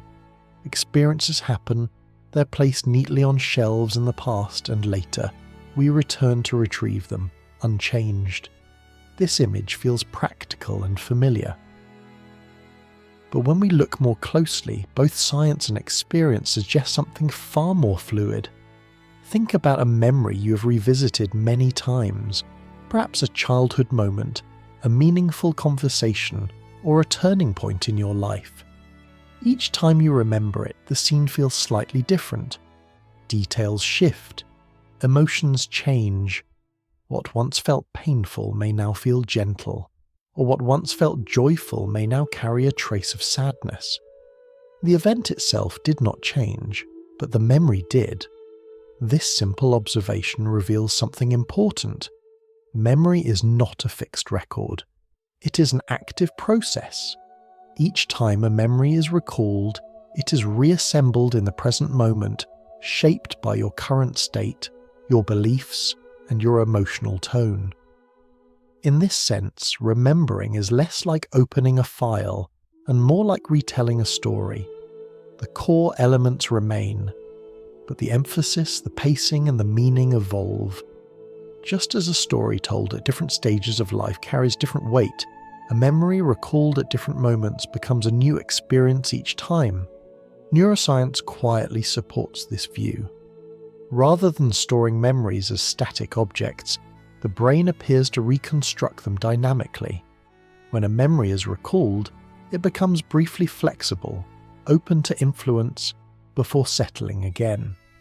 This process allows learning and adaptation, but it also means that memory is never entirely neutral.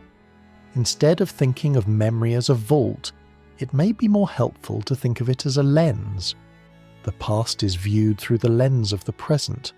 As the lens changes, so does what you see. This perspective carries a gentle but powerful implication. If memory is recreated in the present, then the past you experience now is not identical to the past as it was. It is the past as it is being remembered. That means the emotional weight of the past is not fixed. It can soften, shift, and even heal without denying what happened. This is where the idea of measurement quietly returns. Each time a memory is recalled, it is, in a sense, measured again. Attention touches it. Meaning organizes it. Emotion colors it. One version of the past comes forward, while others fade. The memory collapses into a particular experience shaped by the moment of recall. This does not mean you can simply decide to remember differently. Just as expectation cannot be forced, memory cannot be commanded. But it does mean that when awareness is present and compassionate, the reconstruction can become gentler. The past is no longer used as evidence against yourself. It becomes information rather than identity. Consider how this feels in the body. When a painful memory is recalled unconsciously, the body often reacts as if the event is happening again. Muscles tighten, breathing changes, emotion floods in. But when the same memory is recalled with awareness, something different happens. There is space. The sensation is felt, but it does not overwhelm. The memory is experienced as a memory, not as a threat. This difference is subtle, but profound. Healing from this perspective is not about erasing the past or replacing it with positive thinking. It is about changing the relationship to memory. When awareness is present, memory loses its power to define the present moment completely. This understanding also reshapes how we think about identity. If memories are constantly being reconstructed, then the story you tell about who you are is also being updated moment by moment. You're not a fixed sum of what happened to you. You're an ongoing process of interpretation. This does not make identity meaningless, it makes it flexible. It means that growth is not a betrayal of the past, it is a natural continuation of it. As you listen now, notice how memories may arise softly, without effort. They appear, linger, and fade much like thoughts. They are events in awareness, not objects stored somewhere deep inside. When seen this way, They can be met with curiosity rather than fear. The future too is shaped by this process. Just as memories are reconstructed, expectations are imagined. Both happen now. Both are influenced by attention and meaning. The present moment becomes the place where past and future are gently rewritten, not through control, but through awareness. This realization carries a quiet kindness. You do not need to solve your entire history tonight. You do not need to plan your entire future. Right now, awareness is enough. It is the space in which memory appears, changes, and loosens its grip. As this settles, the sense of being trapped by a fixed story begins to soften. The self becomes less like a monument carved in stone, and more like a pattern in motion, shaped by memory, attention, and experience. That understanding leads us naturally toward the next question. If memory and identity are patterns rather than fixed objects, then what is the self really? And how does it continue to feel so stable, even as everything that composes it changes? We will move toward that question gently, without urgency, allowing the mind to rest as the deeper structure of identity begins to reveal itself, one quiet insight at a time. As memory softens and time loosens its grip, the question of identity begins to feel less rigid, almost curious. If memories are not fixed records, and if experience is always being shaped in the present, then what exactly is the self that seems to persist through it all? What is this I that feels so familiar, so continuous, and yet so difficult to locate? We often imagine the self as a solid thing, something we carry inside us like a core or a centre. But when we look closely, the self begins to look less like an object and more like an agreement, an ongoing understanding between thoughts, emotions, memories, habits, and attention. This agreement is practical. It allows life to function smoothly, but it is not permanent and it is not fixed. Think of a name. Your name feels deeply personal. It feels like it belongs to you, but it is also something you learn to respond to.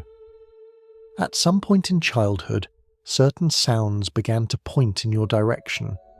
Over time, those sounds gathered meaning, history, and emotion. They became associated with a body, a story, a set of expectations. The name feels solid now, but it is actually a shared understanding, a social agreement that helps organize experience. The sense of self works in much the same way. It is built from repeated patterns. Certain thoughts are taken seriously, certain emotions are treated as important, certain memories are highlighted while others fade. Over time, these patterns reinforce one another, creating the feeling of a stable someone moving through the world. This does not mean the self is fake. Agreements are real in their effects. Money, borders, and languages are all agreements, and they shape lives profoundly. But recognizing something as an agreement rather than an absolute changes how tightly we hold it. When identity is treated as fixed, it becomes heavy. Every experience must be filtered through the question, what does this say about me? Mistakes feel threatening. Change feels dangerous. Growth feels like loss. The self becomes something to protect rather than something to live. But when identity is seen as a pattern, something softer emerges. Patterns can change without breaking. They can adapt. They can evolve. You can learn a new habit without erasing the old ones. You can grow without denying where you came from. This perspective also explains why the self feels different in different situations. Around certain people, you feel open and relaxed. Around others, you feel guarded. In moments of creativity, the sense of I may fade almost completely. In moments of stress, it may feel sharply defined. The self is not one thing. It is a context-sensitive arrangement. Notice how this feels in your own experience. Right now, as you listen, the sense of self may be very light. There is listening happening, awareness present, but the story of who you are may not feel central. Later, when making decisions or solving problems, the sense of self will likely become more prominent. Both are natural. Neither is more true than the other. This understanding removes the need to get rid of the ego. The ego, understood as the functional sense of self, is not an enemy. It is a tool. It helps you navigate social life, make plans and maintain continuity. Problems arise only when the tool is mistaken for the whole of who you are. When identity is held too tightly, it resists change. When it is seen clearly, it relaxes. Awareness steps back slightly, and the pattern is allowed to operate without being defended. This is where compassion naturally enters the picture. When you see the self as a pattern rather than a possession, judgment softens. You begin to notice how certain reactions are not personal failures, but conditioned responses. You see how fear, anger, or withdrawal arise not because you are broken, but because a familiar pattern has been activated. This does not excuse harmful behavior. It contextualizes it. Responsibility remains, but it is no longer fueled by shame. Instead, it is guided by understanding. From this perspective, growth does not require force. You do not need to attack old patterns or declare war on parts of yourself. You only need to see how the pattern works. Awareness itself begins to loosen what no longer fits. As you rest with this idea, notice how the sense of I gently shifts from moment to moment. Sometimes it feels centered in the body. Sometimes it feels like a voice in the head. Sometimes it feels almost absent, replaced by simple presence. None of these are wrong. They are different expressions of the same underlying field of awareness. This prepares us for a final refinement. If the self is a pattern, and patterns change through observation rather than force, then transformation does not require struggle. It requires clarity. And clarity, as we have seen, emerges naturally when awareness is kind, steady, and present. That realization leads us gently forward, not toward a new identity to adopt, but toward a new way of relating to identity itself. A way that allows change without conflict, and continuity without rigidity.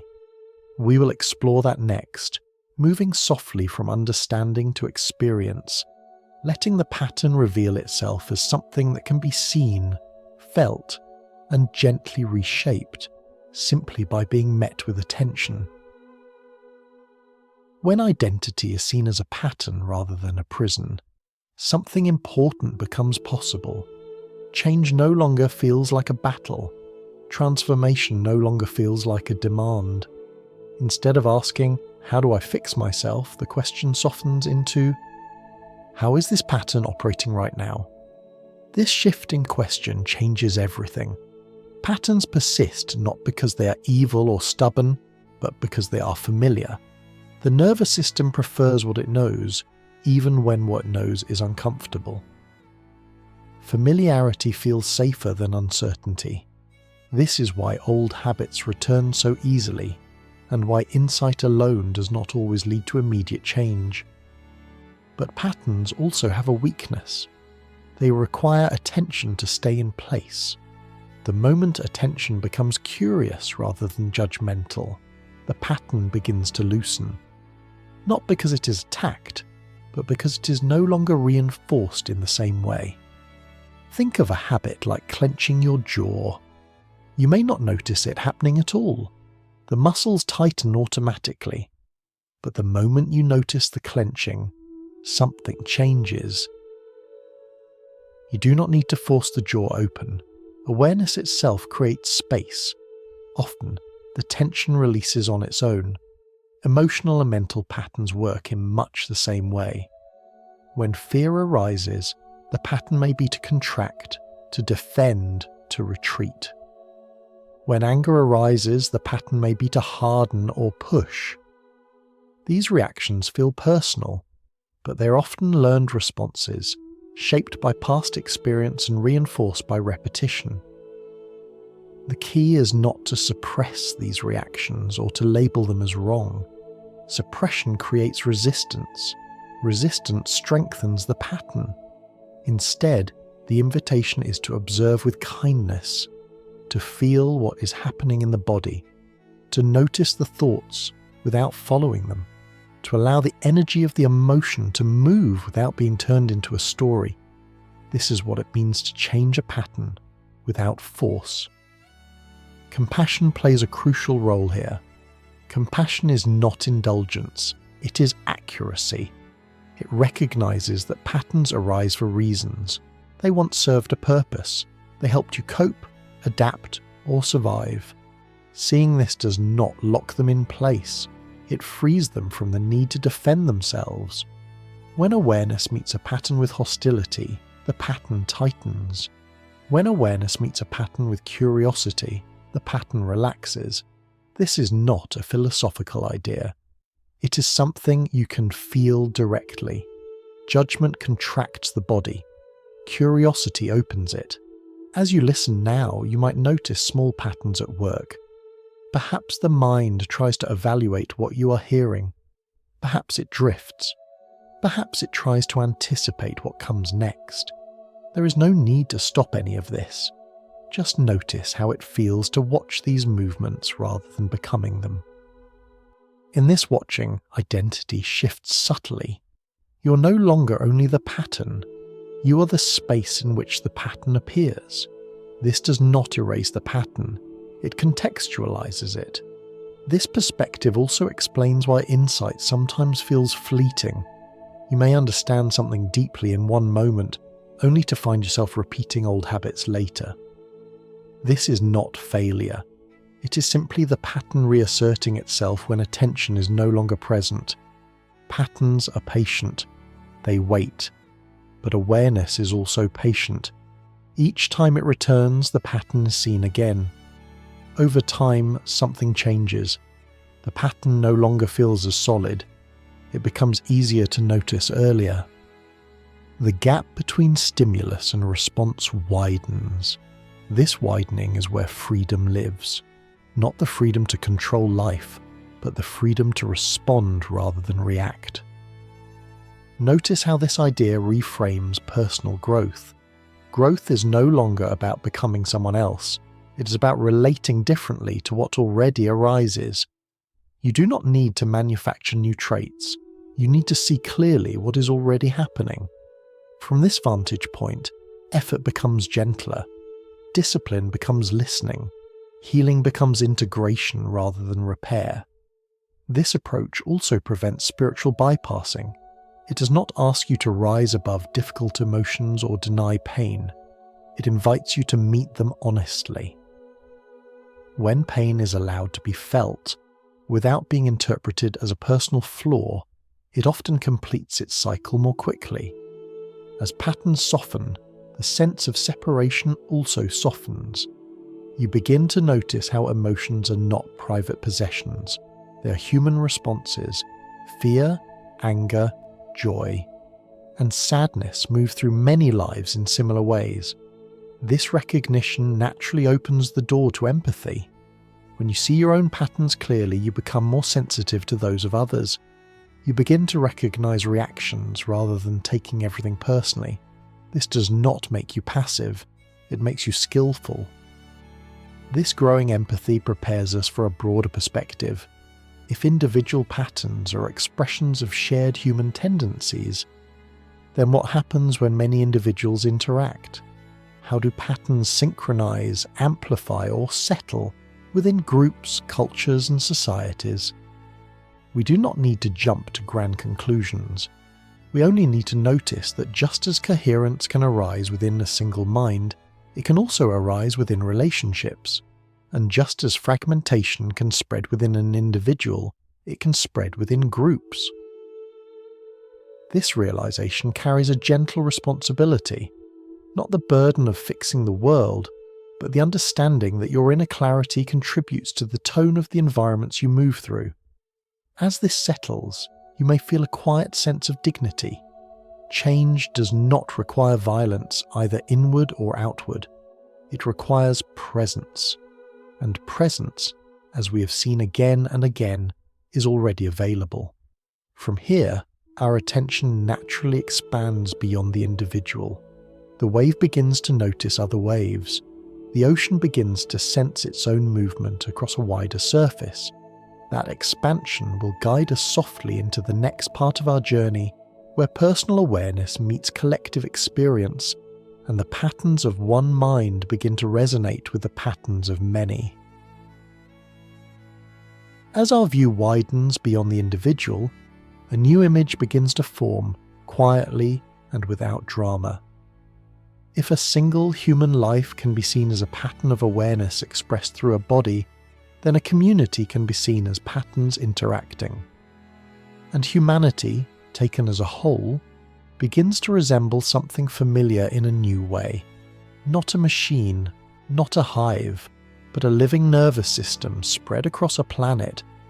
This is not a metaphor meant to elevate or burden anyone. It is simply a way of noticing relationships. In a human nervous system, no single cell controls the whole.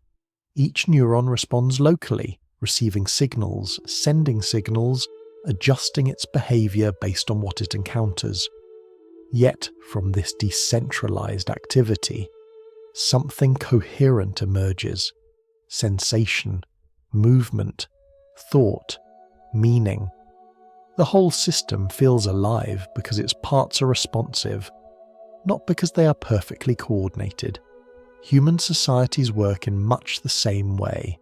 Emotions spread, ideas ripple outward. Tension in one place can be felt far away. Calm, too, can travel. None of this requires mysticism.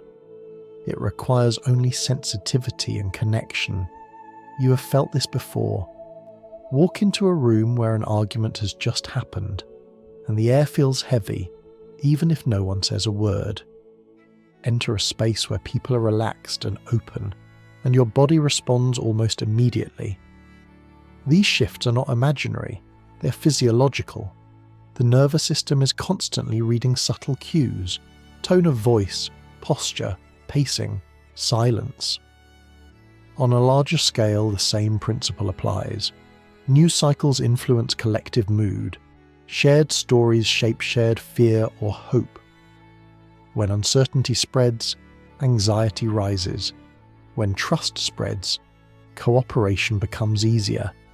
These are not abstract ideas, they are lived realities. Seen this way, collective consciousness is not a mystical cloud hovering above humanity. It is the sum of countless interactions, moment by moment, shaping the emotional and attentional climate we all inhabit. It is not something separate from individuals, it is what emerges when individuals connect. This perspective also helps us avoid exaggeration. No single person controls the collective, just as no single neuron controls the brain. Influence is distributed. It flows through networks of relationship and attention. Responsibility exists, but it is shared and scaled. When this idea is misunderstood, it can feel overwhelming. People may hear that everything is connected and feel personally responsible for the state of the world. This is neither accurate nor helpful. A neuron does not carry the burden of the entire nervous system. It simply responds as clearly as it can, where it is. The same is true for a human being. Your clarity affects the environments you touch. Your presence influences the tone of your interactions. But you're not asked to fix humanity. You're asked to participate honestly. This reframing brings relief. Instead of carrying the weight of the world, you can focus on coherence where you are. When one part of a system becomes more regulated, it often helps neighbouring parts settle as well. Calm is contagious, so is agitation. Think again of the orchestra metaphor. When one section finds the rhythm, it becomes easier for others to follow. Not because of force, but because alignment creates a reference point. From this angle, personal work is not selfish. It is relational. Tending to your own clarity is not withdrawal from the world. It is contribution. This also explains why conflict escalates so easily. Fragmentation spreads faster than coherence. Fear amplifies fear. Reactivity triggers reactivity. When systems are under stress, feedback loops tighten and extremes grow louder. But the reverse is also true. When someone listens deeply, others soften. When someone remains steady, others find ground. These effects may seem small, but they are real. In complex systems, small changes at key points can shift overall behavior. As you listen now, notice how this idea lands. There is no call to action here, no instruction, only a recognition. You are already part of a living network. Your presence matters, not because it is heroic, but because it is human. This understanding naturally leads to a softer form of responsibility. Not responsibility driven by guilt or urgency, but responsibility grounded in care. You begin to notice how your inner state shapes your outer interactions. You begin to see how tending to coherence within yourself helps create safer, clearer spaces around you. This does not mean avoiding difficult conversations or emotions. Coherence is not silence. It is responsiveness. It is the ability to stay present even when things are uncomfortable, without being pulled into automatic reaction. From here, the question becomes more intimate. If individual coherence can influence collective stability, how does that influence actually unfold? What happens when one part of the system settles?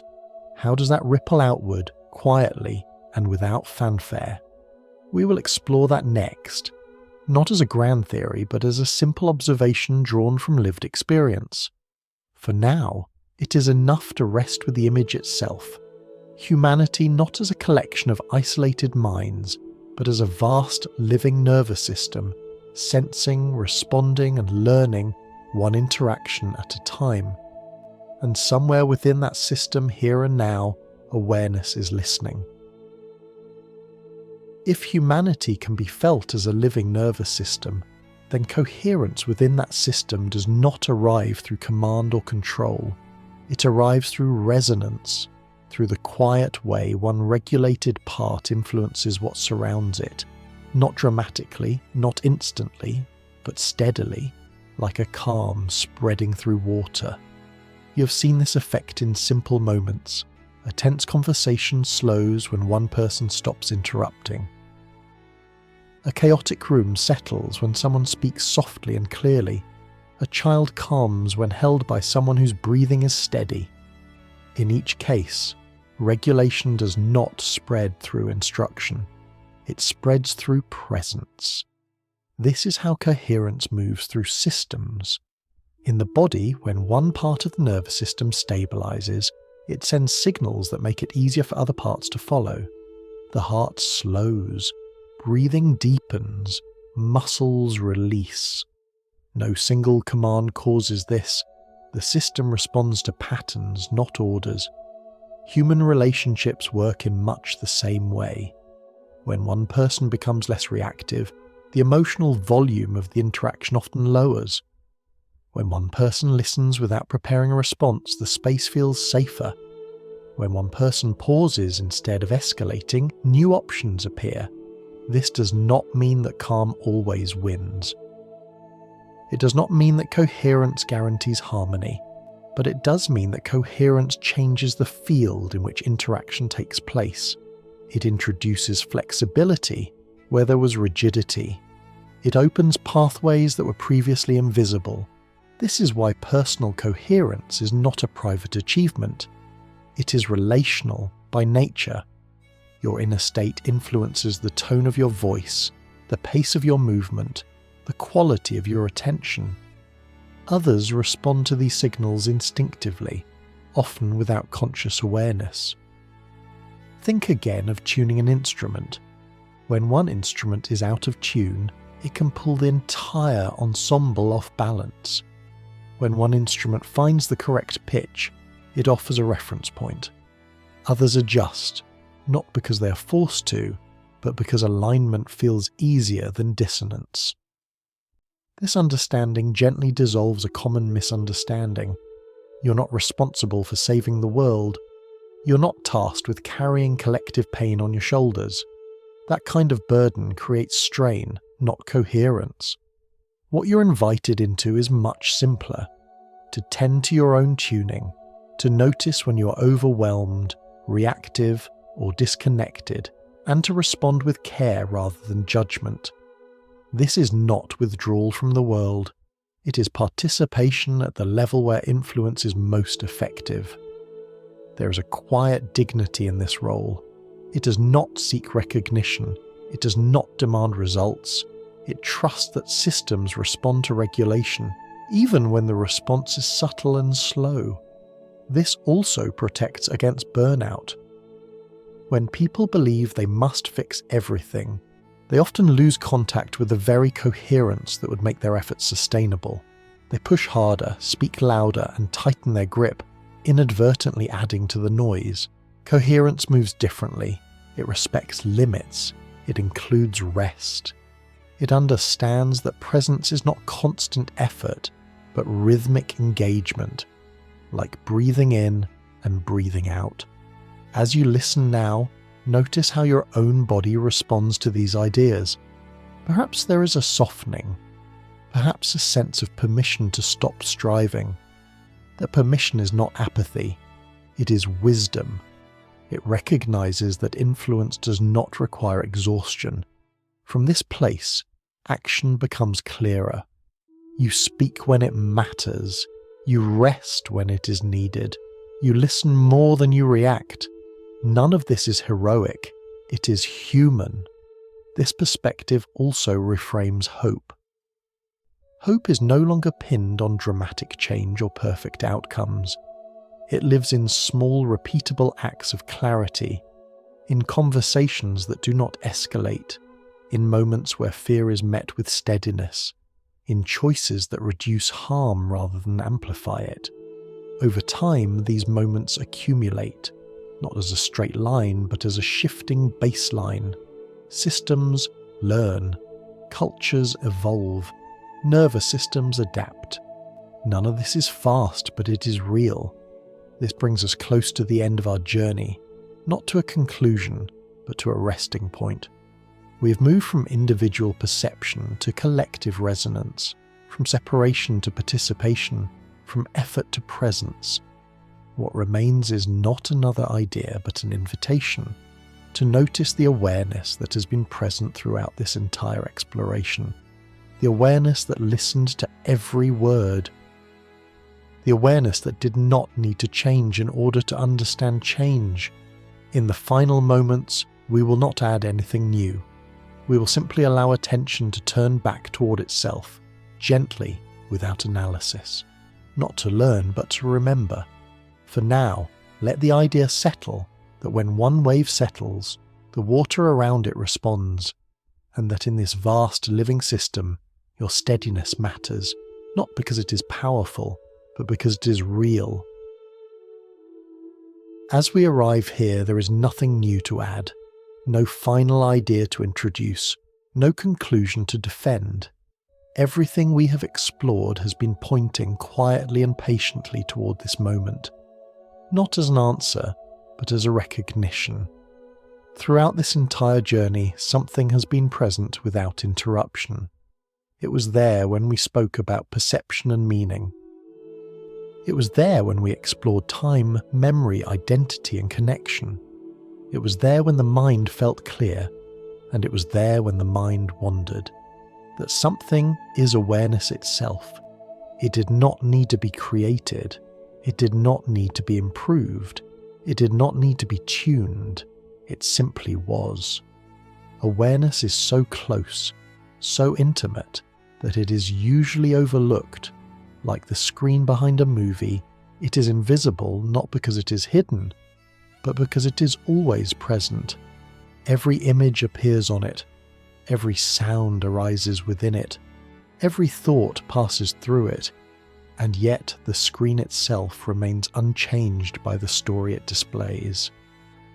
When we speak of awareness remembering itself, we are not describing a mental act. There is nothing to recall, nothing to retrieve. Awareness has never been lost, it has only been busy noticing everything else. For a moment now, let attention soften. There is no need to focus hard, simply notice that you are aware. Not aware of something in particular, just aware. Notice how effortless this is. You do not have to do awareness. You cannot stop it. Even the attempt to stop would be noticed by it. Awareness is not an activity. It is the space in which activity happens. Thoughts may still appear. Sensations may still shift. Emotions may still move gently in the background. None of this interferes. Awareness does not require silence. It does not require calm. It includes whatever is present, exactly as it is. Earlier, we spoke about observer and observed, about the sense that there is someone watching experience. Here, that distinction begins to soften. When you look for the observer, what you find is more experience. Another thought, another sensation, another image. But awareness itself cannot be observed as an object. It is what allows observation to happen. It is the openness in which observer and observed arise together, like two sides of the same movement. This is not a mystical claim. It is something you can notice directly, right now. Awareness does not have a shape. It does not have an age. It does not belong to the past or the future. It is always now, not because now is special, but because awareness is not bound by time. Time appears within it as memory and anticipation. In this recognition, something relaxes. The effort to hold everything together eases. The need to become someone else fades. There is nothing missing here. There is nothing to fix. This does not mean that life stops happening. The body will continue to breathe. The mind will continue to think. The world will continue to change. But they are no longer mistaken for the whole story. You may notice a quiet sense of familiarity, as if you have returned to something you never actually left. That familiarity is not emotional. It is deeper than mood. It is the simple recognition of being. There is no requirement to hold on to this recognition. It does not improve with effort. It does not disappear when attention moves elsewhere. Awareness is present when you notice it, and it is present when you forget about it. In that sense, forgetting is not a failure. It is just another experience appearing within awareness. As this settles, compassion arises naturally. For yourself, for others. You begin to see how everyone is navigating patterns, memories, fears and hopes within the same open field. Separation softens not because differences vanish, but because they are seen in context. This is why the journey does not end with instruction. It ends with an invitation. Not to believe anything, not to change anything, but to notice what has always been quietly present. As you prepare to rest, allow the words to fade. Let the mind loosen its grip on meaning. Let sounds come and go. Let the body sink into stillness. You do not need to carry any of this forward. You do not need to remember it. Awareness will still be here when you wake. It has never gone anywhere. And so, we arrive not at a conclusion, but at a pause, a gentle resting place. Whether you're still listening or already drifting towards sleep, thank you for being here. If you return to this quiet exploration another night, awareness will meet you there. Just as it has met you here, patient, open, unchanged. Sleep peacefully wherever and whenever you may be.